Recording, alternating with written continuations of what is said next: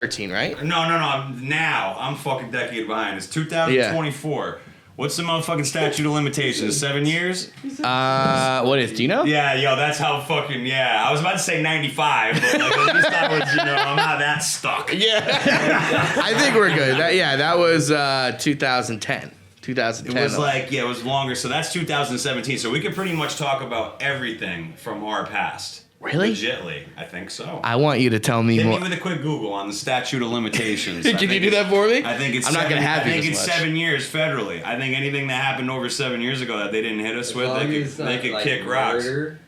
Or like. Yeah, I bet it's if someone's gonna be harmed. Cold cases. I've been watching shit that don't go into cold files. Yo, I've been watching Sopranos. I know, that's what they said with Dr. Melfi. I can't unless you're gonna hurt somebody. And Tony hurt some people. Non-capital offenses. I don't know what that means. That's like what DP was saying: murder, rape, kidnapping, fuck it, dude. Probably shit like. God forbid it's 5-year statute of limitations. That's it? Under federal law. Oh, we're good. Remember this time? I'm sure Rhode Island's got none because this is a fucking mafia state. So I'm sure allegedly they got. Allegedly. I'm sure are we on? I'm sure they got no rules like that here. I'm sure we're good. Yeah. So we straight. We so we got until motherfucking 2019. Homie Trav, tell me about Napa. Napa. Okay. It was right on the border of Lake County and Napa County. To be honest, I don't even know what fucking county it was in. I don't think anyone in this backwoods hill would. Yeah. So this is NorCal to the fullest. This is when you're on a back road for half hour, then you're on a really, really back road for a half hour, then you're at the driveway for another half hour, and then you get to the gate, and then you're at the spot. So how we got the spot, I was broke then, how Sharp was saying earlier. There's lots of times when you're hella broke. I'm still living that dream right now. Hell yeah. And I was just doing a cleanup job. One of the homies in Oakland was like, yo, there's some work up north. We're just cleaning up a property for 4 days, 3-4 days or something like that. You can camp out, blah, blah, blah. I was like, yo, I'm with it. So we get... Like I was saying, this was my first time going this far backwoods. The East Coast doesn't really have backcountry or woods that go this far out of there. It was an hour and a half. Northern California, Napa, woods where you're driving up mountains, you almost teeter off and you could die. Yeah. Yeah. It's an hour and a half from the grocery store. It's it's out there. You could get through most states on the East Coast by the time it takes you to get to civilization out there. So how we got the spot, I was going there the first time with the car full of homies. Homie who I won't call out, but he was acting like a punk bitch. And we were on our way up. So this is when we got a crew of us too. We got 4 or 5 homies. And we're not tough guys, but there's a bunch of us, he's got a crew. So then he lays this on us. He's like, yo, guys, there's these cats up there. So I don't even know if you know this story. I don't. I love it. There's these cats up on our property squatting, growing greenhouses. So while we're there, we're going to kind of he was insinuating we were going to bully them out of their fucking spot, this, that, and the other. So I didn't have my code of the streets. I was like, you don't spring something like that on someone when they're in a car on a mountain and can't get away from it. I was like, I'll just play it as we get there. I'm not planning on going into battle right now. Let's just say it like that. So we get up to the spot. We get up there. It's just around sunset. This big ass country dude comes out of the house. You remember the house? It was a house, but it was more like a barn. There was bats flying around and shit. It was a shack. It had shack vibes. Yeah, Sharp almost fell out the window and fucking died. We'll get into that. No running water and shit. It was renty.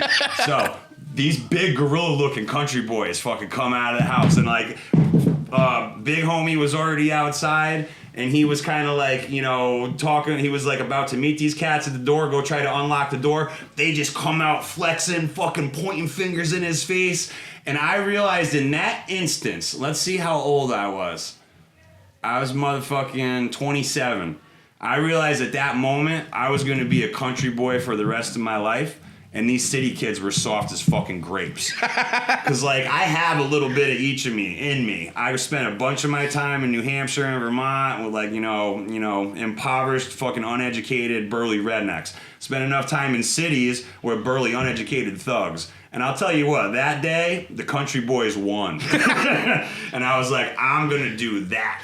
So they start hollering at homeboy. Homeboy just, duh, duh, duh. We're all sitting in the car because we see these dudes are fired up. They got greenhouses. Like, I'd do the same thing. Like, I'm not flexing on these cats, you know?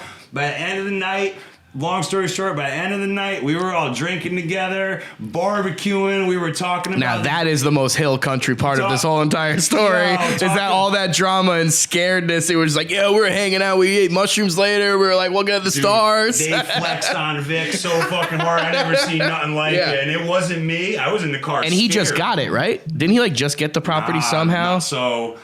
So his pops bought it before the recession. So what the fuck's that? 08 and shit? 09? And you guys built the greenies there, right? Yeah. It was just a fucking... So it was a real estate move gone wrong because they were some rich cats. Like, his pops bought it. It was just supposed to be a flip, and that's when the market crashed. They got stuck with it. They couldn't really do anything with it because it was so backwoods except rent it, pretty much slumlord it to, like, growers. And these dudes they were collecting rent from a little bit, but it didn't take long, I don't think, for them to say, fuck you, we're not paying you. We're here. Man. We're going to be here.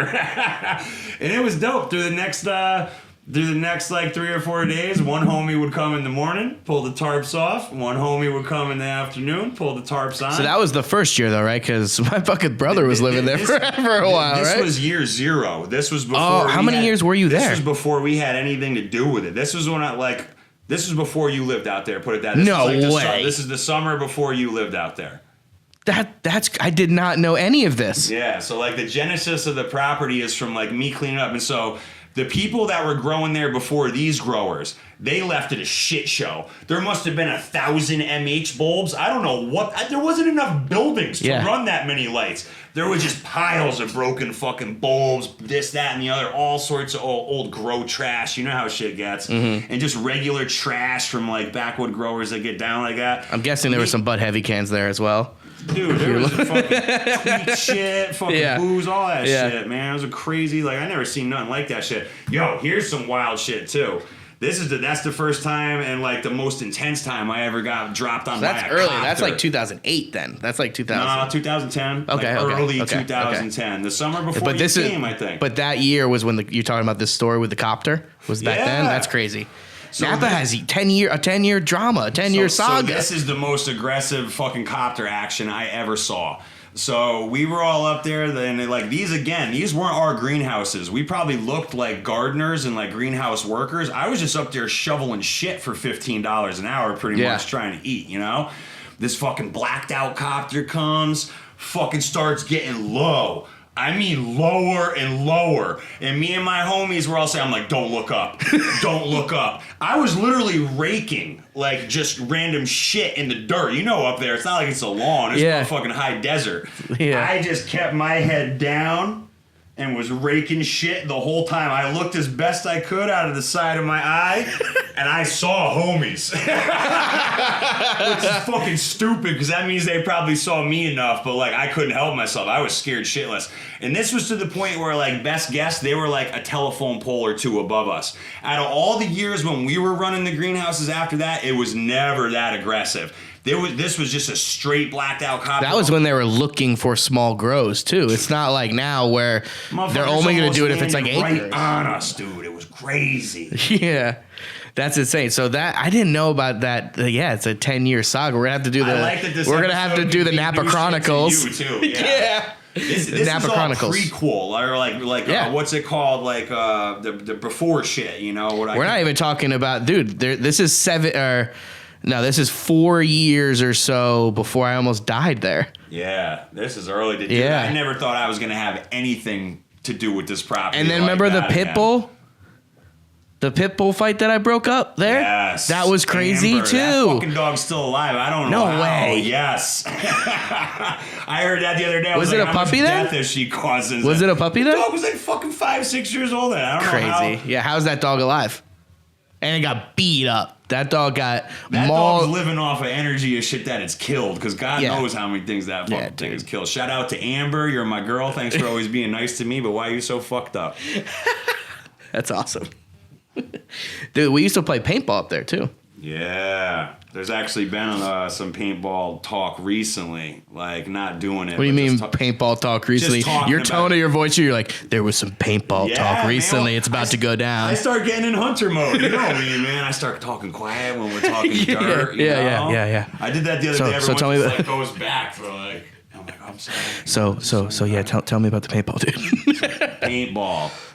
So there's nothing like hunting humans as far as exhilaration and adrenaline. It's good this is on the go. Patreon one. It's fuck nothing like yeah. hunting humans. There's nothing like it. Snowmobiling, hardcore sex, skateboarding off of roofs. There's nothing like hunting humans, especially when paintballs are whizzing by your ear. And the best thing is you get to live till the end and like hug everyone. You still get the rush. I imagine Just like your beef with the country folk up there. You already know. Oh yeah. I still want to be like those big homies. We were sharing Yeah. about where they from. You're sitting here talking like you're not a big homie. Get the fuck out of here, dude. I ain't shit. I'm a motherfucking peasant farmer. But one of those cats was from Wisconsin, and we started relating about like dairy cows and cheese and shit, because like Vermont's not too dissimilar. And it's funny how like you could go from like where you think combat is imminent, conflict is imminent, like I'm gonna get my ass beat by these cats in the middle of the woods, to like sharing and like learning from homies. Those were some of the first like depots I saw, like light deprivations I seen in person, which is pretty cool too.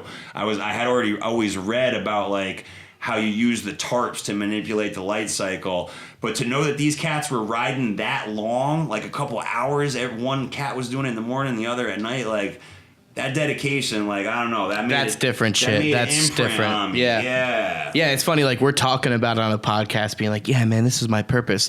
They would probably clown that and be like, dude, you have to talk about it. You know what I mean? I'm sorry, I keep jacking it. Goddamn right. Hey, dude, I got candy, sodas, coffees, and stuff, but no lighters. Oh yeah.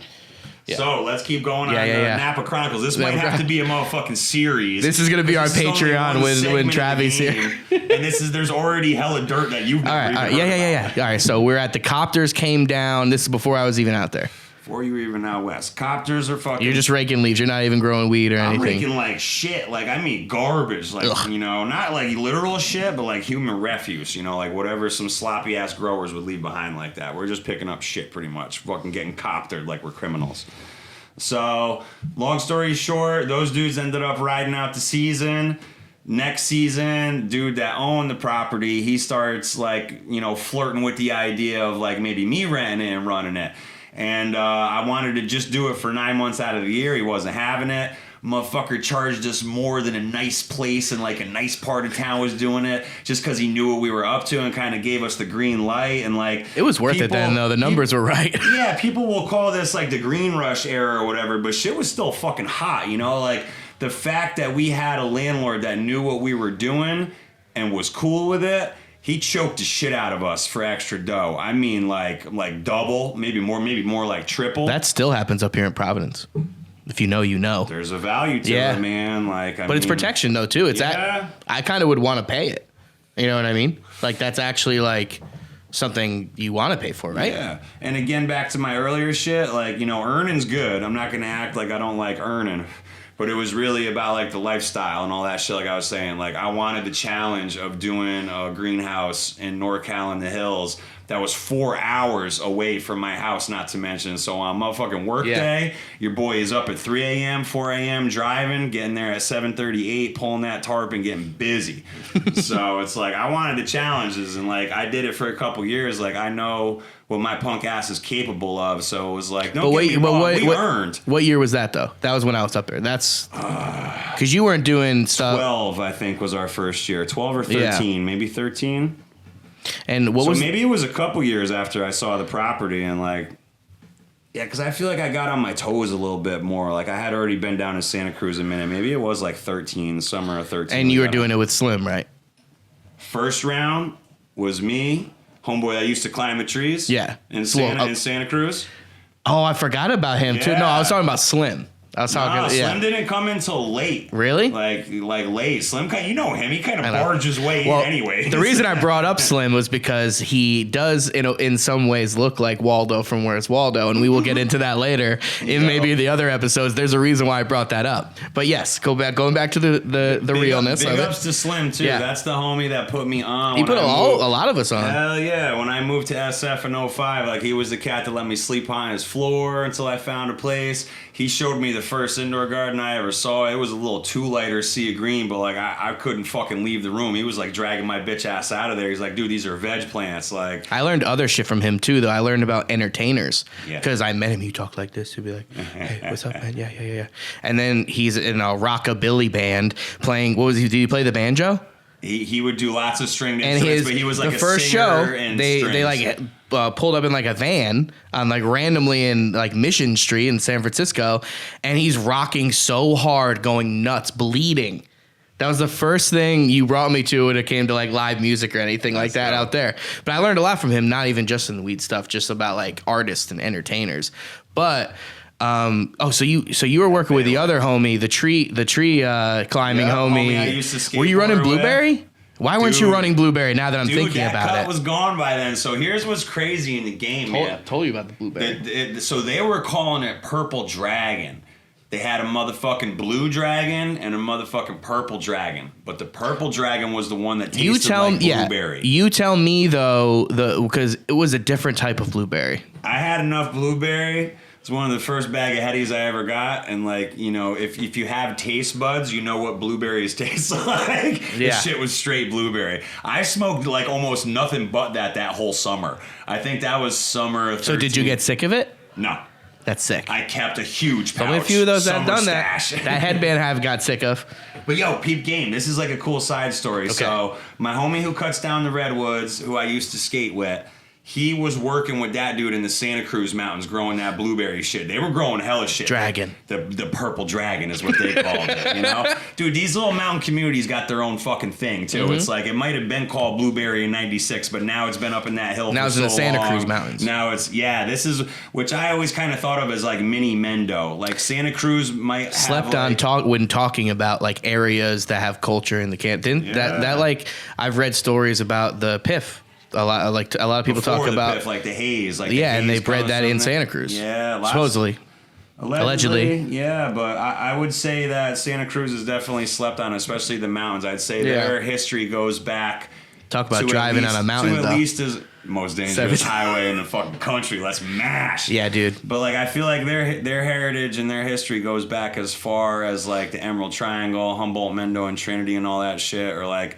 Maybe just about anywhere when it came to like, you know, great minds coming together and like having big brass balls trying to move this thing forward. Yeah. So I think they're definitely slept on, but like the time when I feel like when genetics stay in an area that long, they just become their own name. Like how you just said, PIF's a perfect example. Whatever it was called, it was like with a certain area for so long, it just takes on its own thing. Where if you said that to someone in Amsterdam, they'll be like, "What the fuck are you talking about?" Oh, you mean NL5 haze? You know what I mean? Oh, like, that's true. So it's the same with that kind of. It's like even if it was blueberry when they got the cut from Oregon in '98. Now it's purple. So crazy how the cannabis industry is so big now that it's like actual, like we're talking about like territories of stories. You know, like Amsterdam, I guess for me being a youngster, it's like I'm not a youngster anymore, but still. But like feeling as a youngster in the cannabis game, like it was only people talked about Amsterdam and then California weed when it was legal. Yeah. You know, it was like those were the two places. So it's kind of like interesting that it's gotten so big to where it's like storytelling about districts and who slept on. You know, like as people talk about Crippy in Florida and shit, or like even people talking about Doty. I've thought Doty was like a term for bad weed from Arizona, but I've heard people have that term. I never heard that. That's dope. You never heard Doty? Gibbs talks about it in raps and shit. You'll hear it. No, I'll hear it now. Yeah, you'll hear it now. Monday, motherfucker. Yeah. Hell yeah. All right, so Napa Chronicles. Let me finish on a side tangent on the mini Mendo up in Boulder Creek, up on that motherfucking hill. So homie that tree cutter was running with, he was crazy heavy in the game. He kind of put my boy on, which was who showed me how to run greenhouses. He was retiring. The year that me and tree cutter picked up our hoop, he sold his property up there. It's like motherfuckers were already retiring back then. Like motherfucker had wife. had kids. He sold his last crop. And that was back then. Sold his last crop. Sold his land. Motherfucker's probably still surfing. That's awesome. Family's that's probably rad. raised by now. Shout out Joe Coffey. I know you ain't listening to this Joe shit. Coffey? I see you, boy. That's such a cool name. You ain't never got to meet him. I want that name. I want to be Collie Coffey. He had the way to the Blueberry eventually when everyone would be too busy. I just go right to Dude, I remember that shit. That's some of like my favorite weed ever. Yeah, man. Dude, it's funny how it's been changing though. And I think that's kind of like what you said on the other pod actually of changing, like going with the times, like, you know, all of us, right, who've been smoking weed for like 10, 20 years. It's that strain. No, nothing's ever like that one, the sour or whatever. Yeah. But like Pine Tree came here last week and brought some cereal milk that we were talking about. And it was like some of the best weed I've ever seen.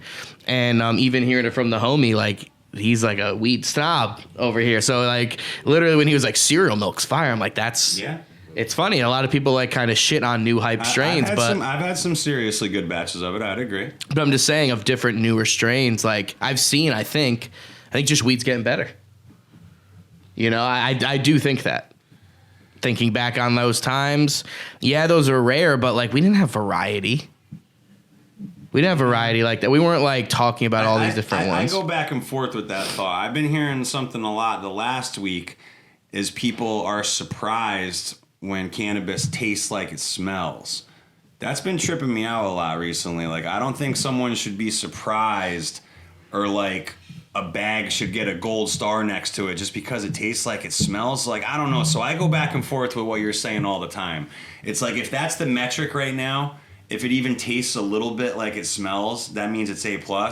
I think the state of the game is pretty fucked up. Yeah. I agree with you that the general trend of quality is going up from let's just crank out as much as we can for, you know, low price and just keep it pumping. But I still think like the dank is kind of rare. I think the community is that much larger where you can, like, it's kind of easier to have access. But I would say no, back in the day, if you had access, it was always killer. It was That's interesting. There wasn't as much shit, is what you're saying. You crack the vac and the whole building fucking stinks. You know. It's and it wasn't like GMO is the only one that does that. Yeah, which is kind of like a case. You know what I mean? So it's like if you don't have GMO, like you're like, oh, that's special. Doesn't smell like skunks and smell at my homeroom. Like the honey bananas is a good example. It's like a lot of banana shit around, and it's like people don't like it because it's bland. Or like when you saw the Oreos. There was Oreos that someone downstairs was like, look at this Oreos, it smells so good. And he was just like, Oreo smells good. Yeah. You know, but like sometimes it's like who grows it. You know, we're coming up on the end here, so we'll have to go into the Napa Chronicles. But on the other show, next time you come in, I want to talk to you more about strains, actually, now that I'm thinking about it. Yeah. Because, you know, that's an interesting thing, too, when it comes to like the fact that you run unique things with living soil.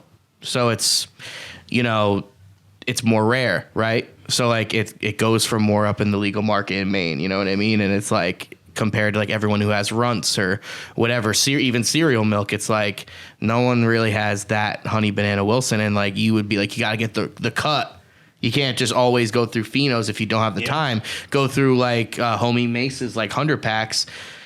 So many people complain that there's a lot of boof in it, but you going from a breeder like that, you could find something that's more unique than anything. Yeah. You know what I mean? So I want to talk to you more about like genetics and things like that and what makes you unique next time.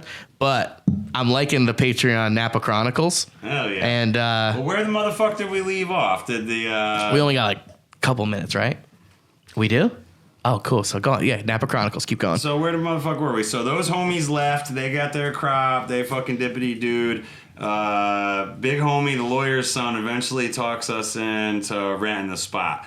At that point, it was me, Tree Cutter, Bro, and D-Boy. Mm-hmm. And there's a couple young cats came back. It took me even a minute to like know who that was. Like, who is that? Okay, I got it. That was the initial squad. Yeah. Like, you know, that was our planned attack. That first year, shit went squirrely like it always does. Two young homies came from back here, from back east. They were going to kind of be like the men on the scene most of the time. Dylan had already run greenhouses with Joe Coffey, so he kind of knew how to ensure success. He was handy as a motherfucker because he was killing redwoods. He had like tools, trucks, all that shit. So he was gonna help us build the hoops, maintain them, blah blah blah. I was kind of like, I was like in there to kind of just monitor the growing a little bit, make sure plants are happy, and like lend whatever I could, along with like a lot of grunt labor. I'm quick to get to work, but first year, it was a big challenge on all of us. I got to see how crazy this lifestyle was. My homeboy Tree Cutter, he had a difficult decision. Pretty much his wife, it wasn't his wife yet, he was gonna marry later in that year or the next year, but pretty soon, he had to kind of choose either the greenhouse or his wife. Like I said, we were 4 hours away. Driving up there was crazy. Sometimes we'd have to spend the night or two, and his girl wasn't having it, So eventually he kind of dropped out early. It wasn't on bad terms. It was unexpected, and it was definitely a curveball. But he pretty much lost the greenhouse because of his wife. Same year. By the end of the year, September, I remember very specifically, it was by the time we were harvesting heavy. I had kind of a choice to make that I didn't get to make. I was either going to lose the girl that I was going to ask to marry me, or I was going to keep this lifestyle. Without me realizing it, she left one day when the greenhouse was still there. So it's between my top dog that showed me, he had to make that choice. He lost the lifestyle.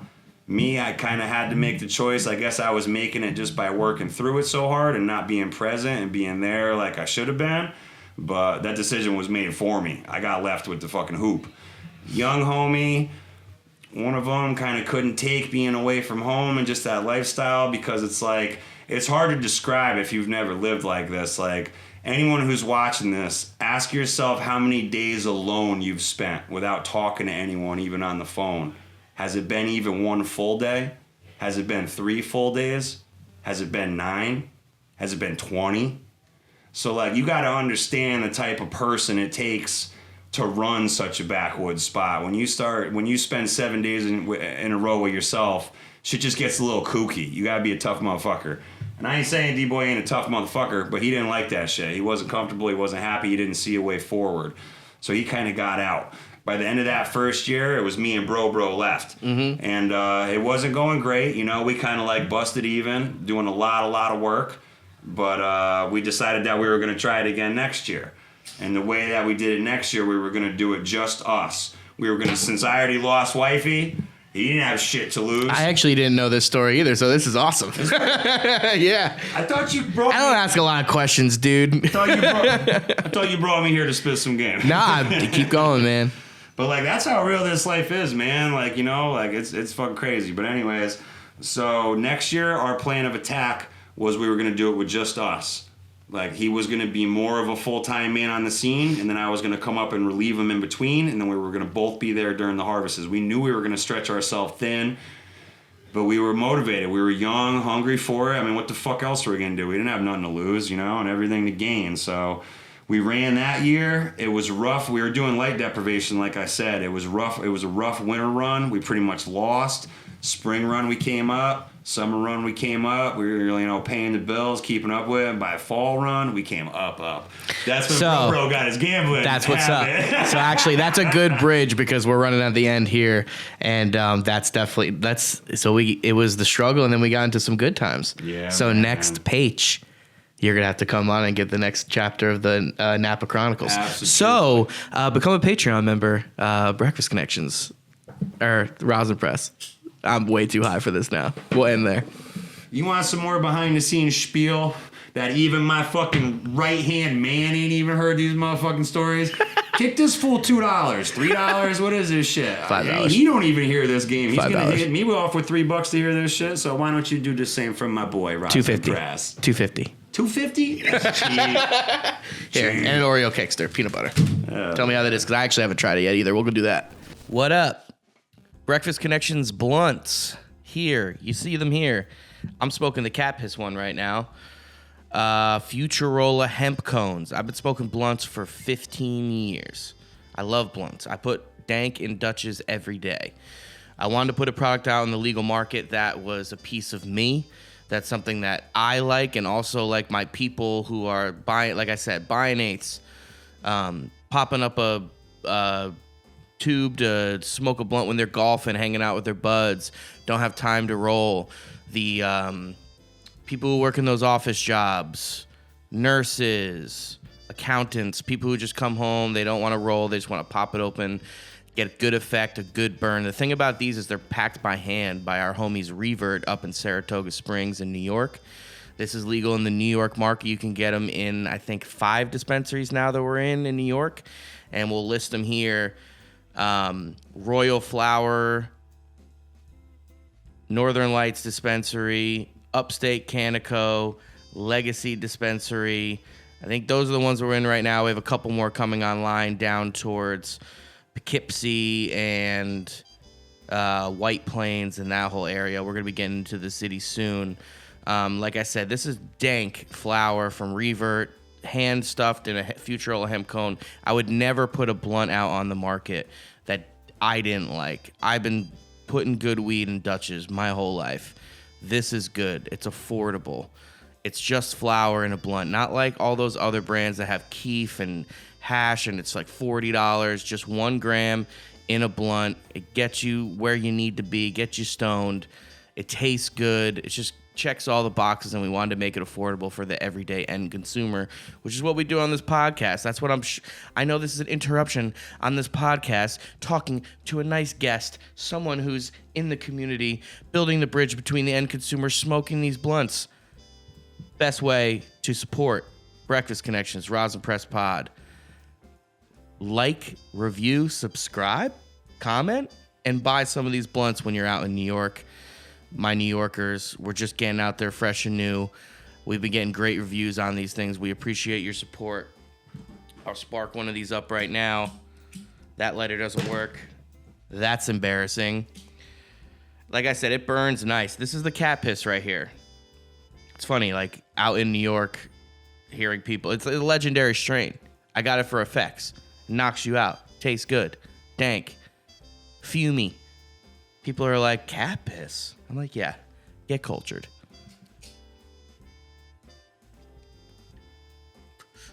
These things burn nice. No canoe. Tastes good. Get you high.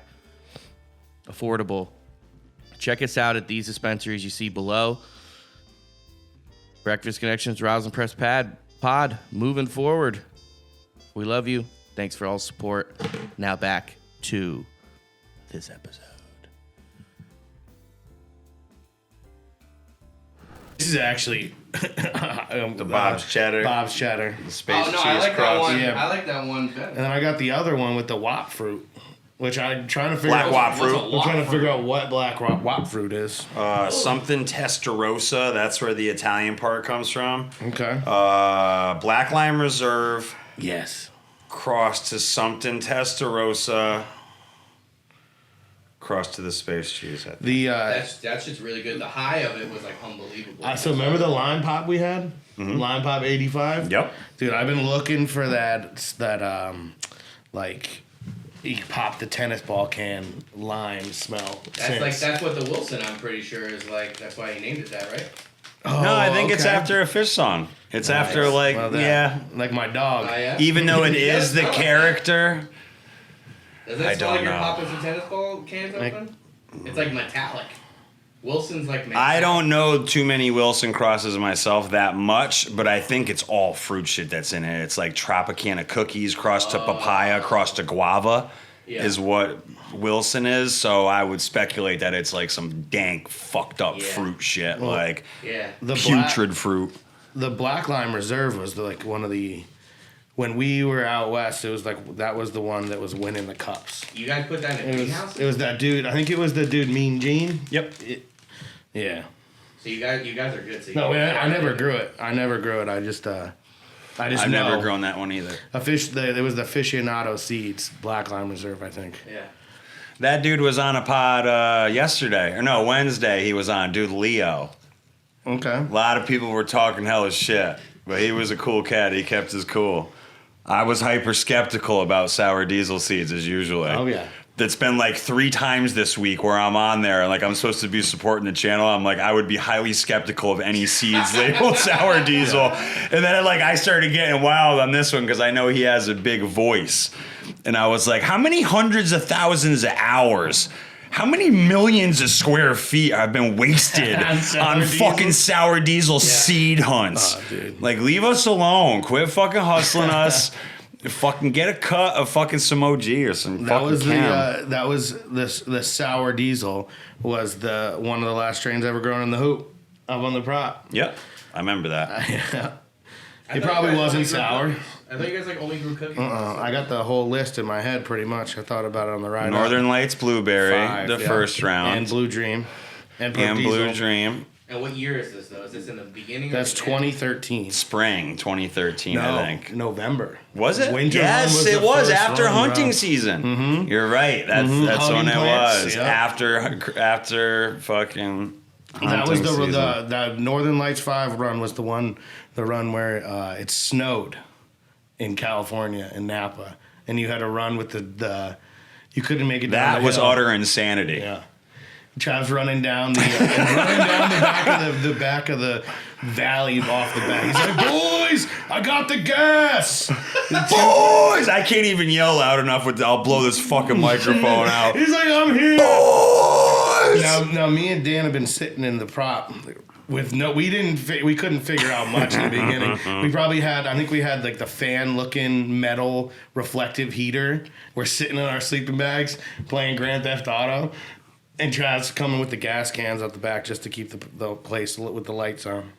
Because it's 36 degrees out and we have a greenhouse. Trying to eke out a living in the snow in the backwoods. Yeah. So, did you... Dude, it's over 10 years now. Isn't it crazy? I was thinking that driving here. It never really hit me like that. I was trying to remember dates like this. Yeah. And I was like, what would it be like 5 years ago? I was like, that shit's 10 years ago. We were already doing it. Like, by this time, 10 years ago, it would have been like we already had that first harvest. Yep. We would have been on our second one. Well, so we lost half of that crop because we brought it up the same day that we would build the greenhouse. Spit game on him, Beat, because here's one thing that will never cease to amaze me.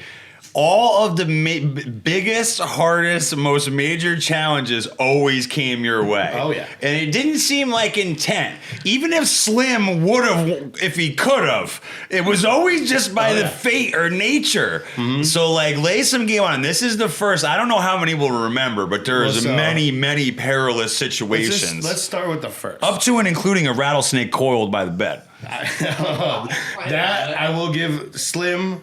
took care of that one. But just saying the sticky situations you've been in. So you know, like you always get them. The first situation ever. I was at home on the couch when I got that call. That's the point I'm making. Like you were in it. Well, you were at home on the couch the time the bear came and woke me up too. All the time, my chance. That's I'm what I'm completely up saying. at 5 a.m. I was like, I don't know what to do. You're like, get the paintball gun.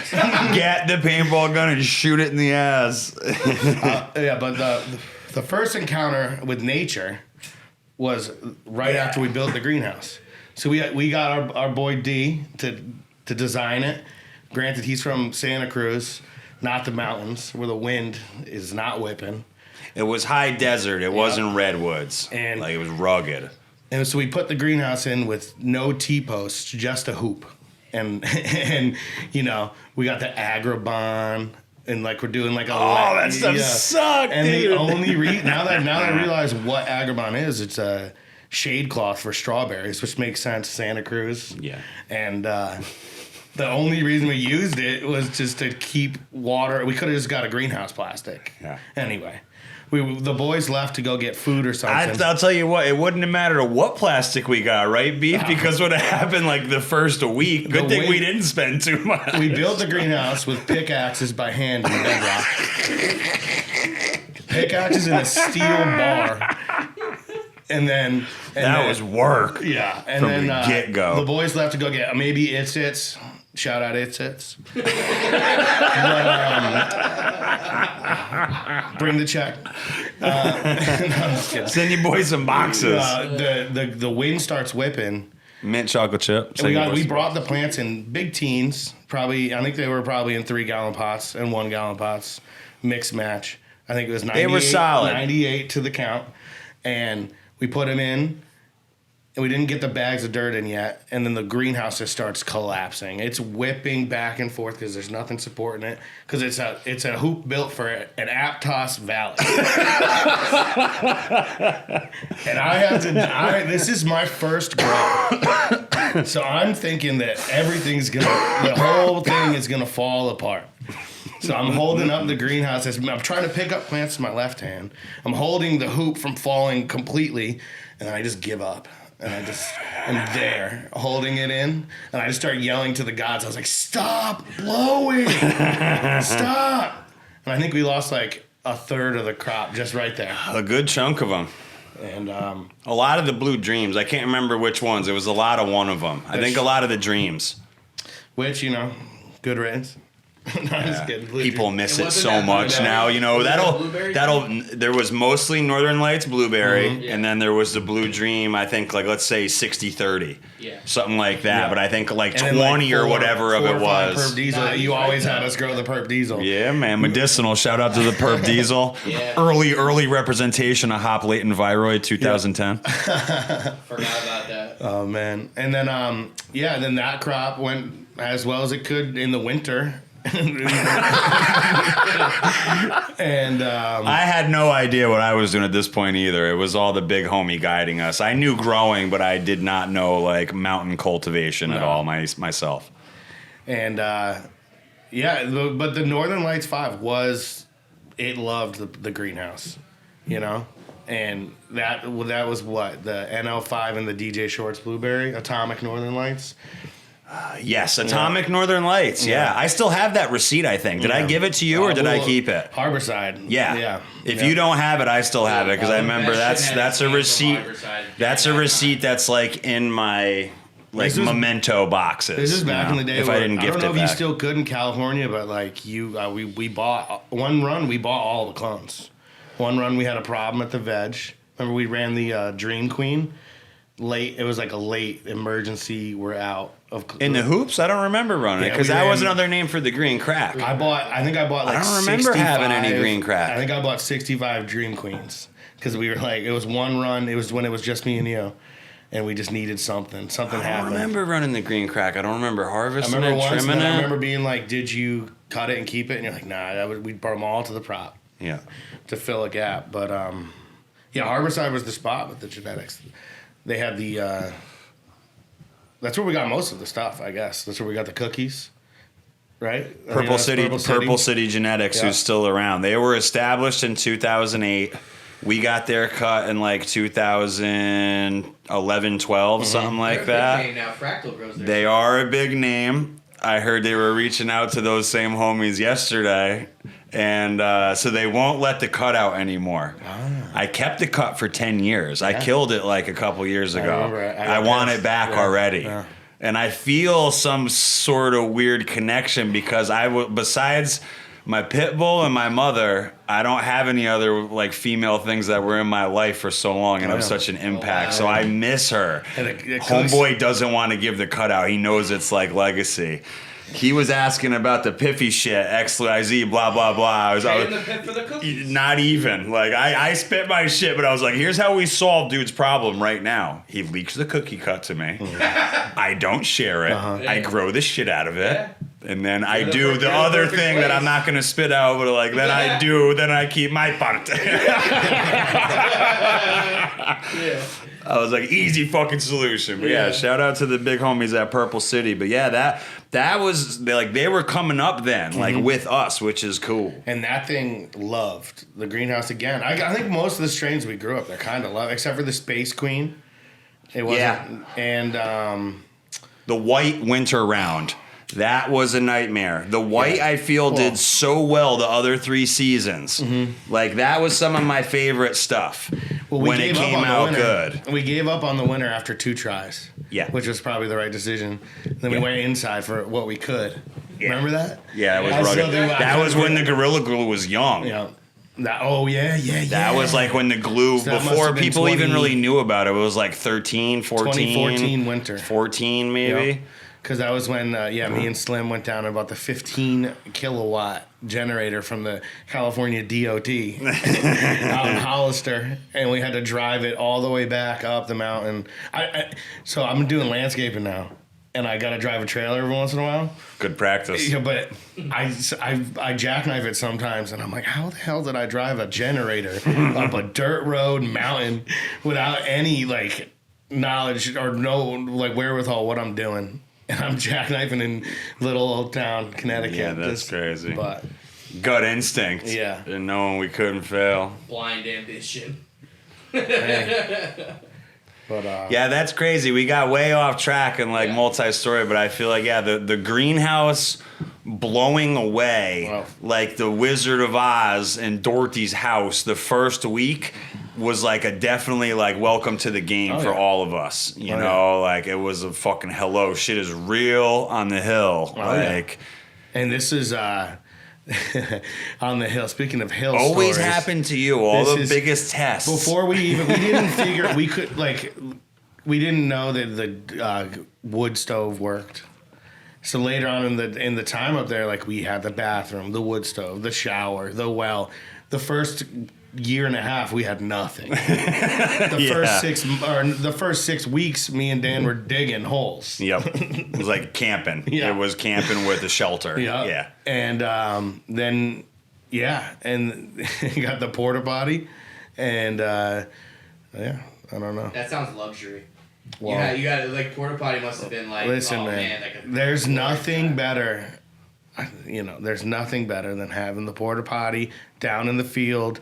Midnight, stars are out, doors wide open, no neighbors. You can't. There's nothing that's ever gonna come like that. That's so crazy, and that's that shit though, Trav. Like you were saying of like you wanted to talk to him about that type of shit, like how he was able to go through all those different types of things. On the last pod, we were talking about like what you sacrificed for like that lifestyle. So like, why do you think you were doing that? Like, why do you think like you wanted to do that? That was the question of like. I just wanted to grow, and I was all about freedom at that time. I still am, but just shout out freedom. We all made sacrifices. I mean, me and Trav put everything up. Like me and Dan we were just up there working. We were living off of a borrowed stipend.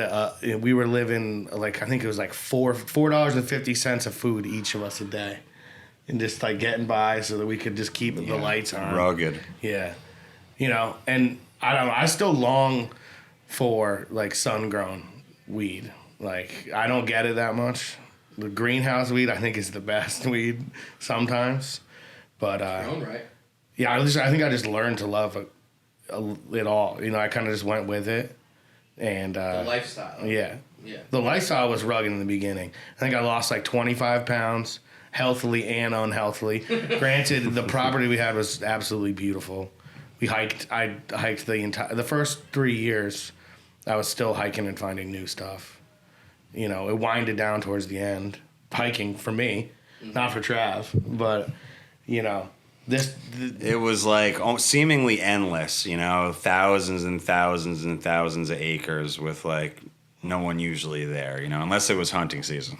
Yeah, shout out to Palma, only neighbor. Big ups to Palma. Yeah, so there would be times in the mountain where you knew there was no one there. Like one time I saw a rainbow that started in our valley out of our back window and ended in the valley in the winter.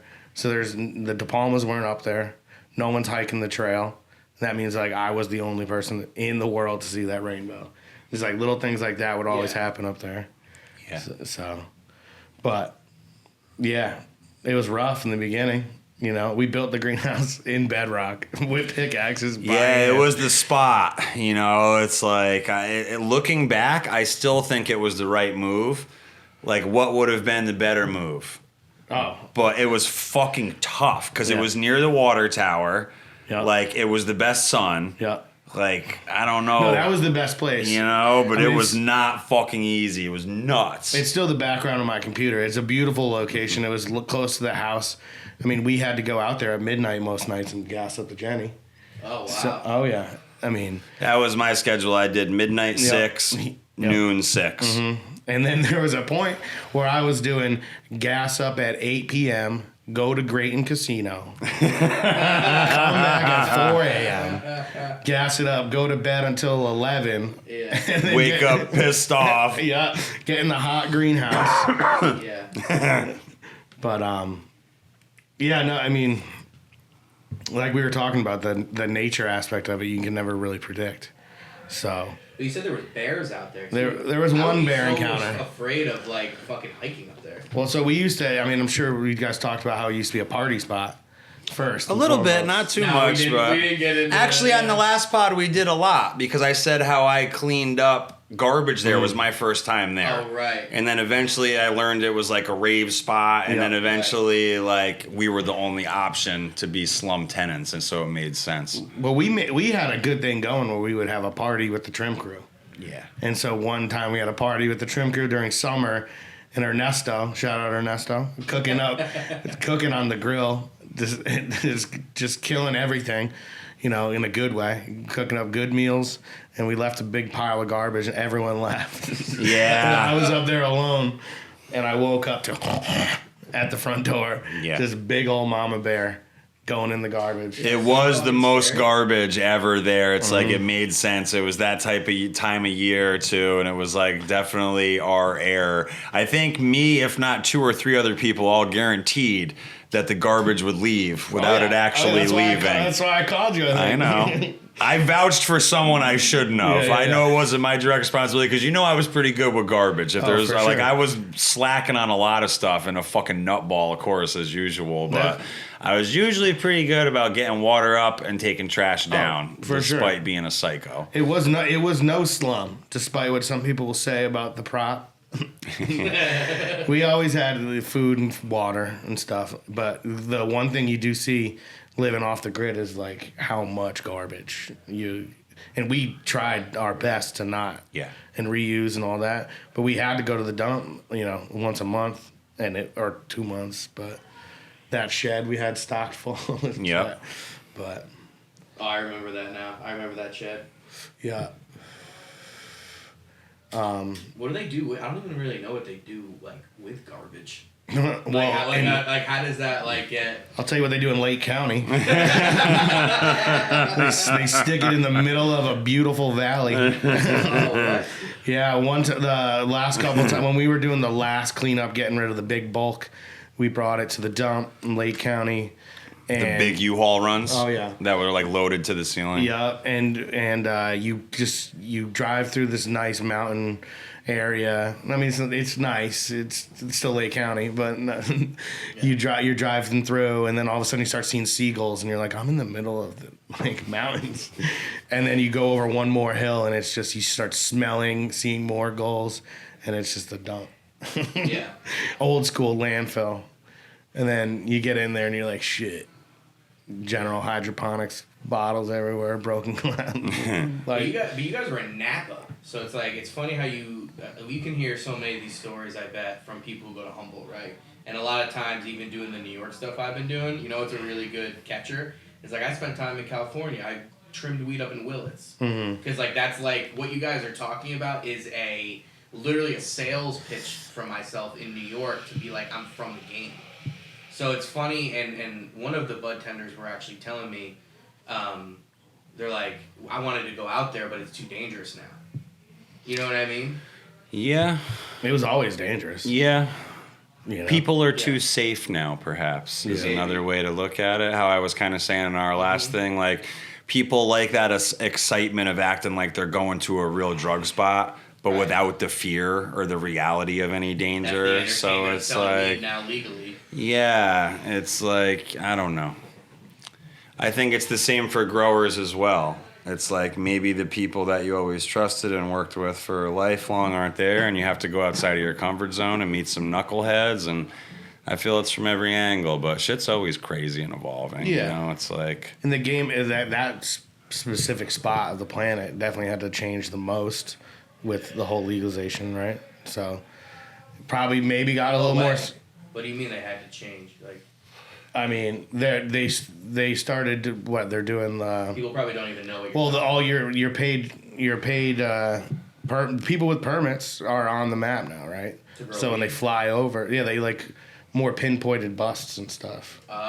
You probably know more about it. You still reading the Red-Headed Black Belt? Absolutely, and still in touch with some elders, boots on the ground.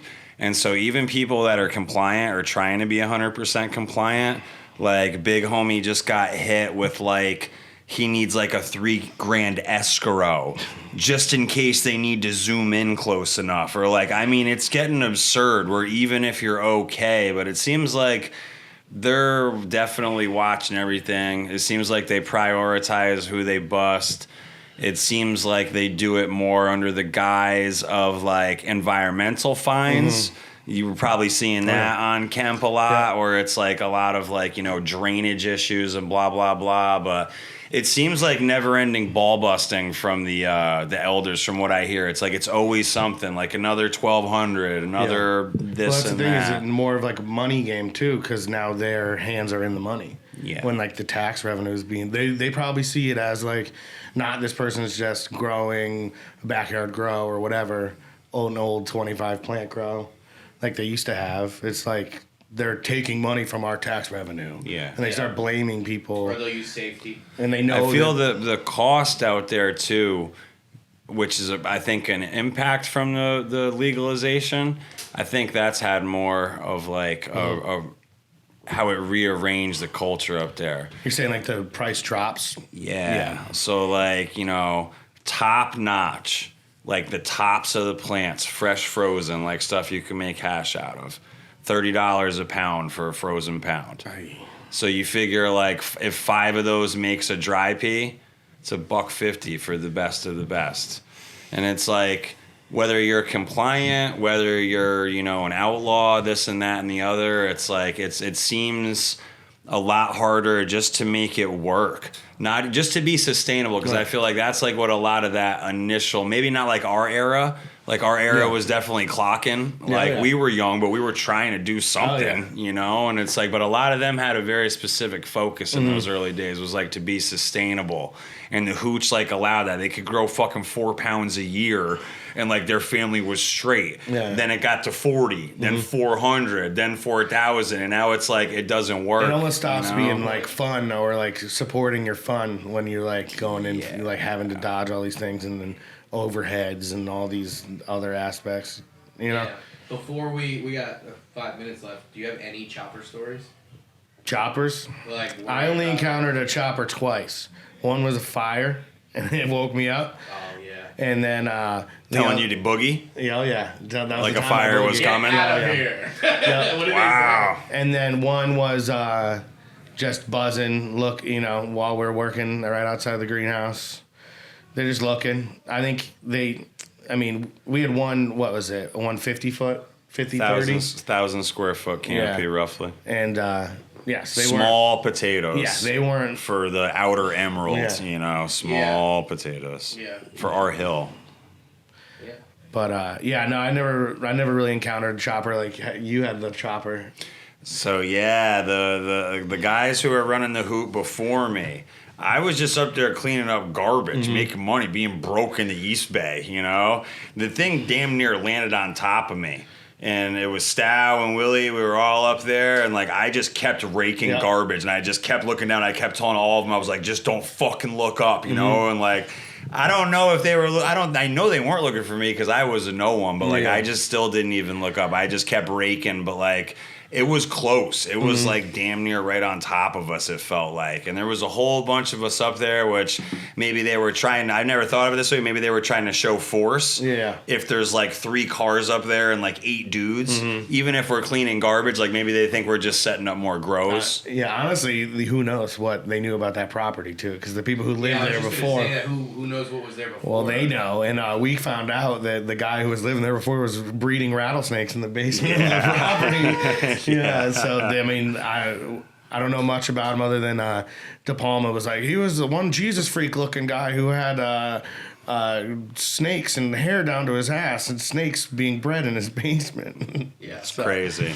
Well, we'll have to get you guys back on here to talk about the rattlesnake story and keep doing like Napa stuff. Here's a teaser. I saw my man step on one. Oh, yeah. Barefoot? It was barefoot, right? Oh, yeah. I saw my man step on one barefoot, and that rattlesnake still didn't strike. If this dude was breeding him to be tamed down in the basement, he was on point. Looked you right in the eye. I've never really seen a man that scared. It was like coming out of combat, like what I would think running away from a real threat of your life looks like. It was fucking nuts. Like, And then a week or maybe 2 days later, I went to a music festival up on the Yuba River. Was swimming in the lake after a couple little doses. Next, and all of a sudden, I look to my left and my right, and there's 2 snakes swimming next to me. And I was like, "What's going on with this snake energy right now?" Too heavy.